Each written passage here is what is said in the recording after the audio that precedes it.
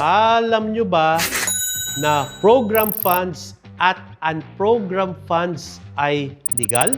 Paliwanag po natin. Ang program funds, ibig sabihin nakaready na, meron na tayong pondo para dito at ito ay naprobahan ng ating Kongreso, ito ay legal. Wala pong issue sa usapin ng program funds. Nagkakaroon po ng issue sa usapin ng tinatawag nating unprogram funds. Ito ba ay legal o ito ba ay illegal? Pwede po siyang maging illegal, pwede rin po siyang maging legal. Para maging legal, ito po ang mga requirements. Number 1, kailangan po nasa ating annual budget. Kailangan po ito ay maaprubahan. Hindi lang ng House of Representatives, kailangan din po maaprubahan ng ating Senado at kung merong mga conflicting provisions, kailangan po ito maaprubahan ng Bicameral Conference Committee at ma-ratify ng bawat chamber. Kailangan din po itong maaprubahan ng ating Pangulo kasi kung ito po ay i-veto or i-reject ng ating Pangulo, then mawawala po siya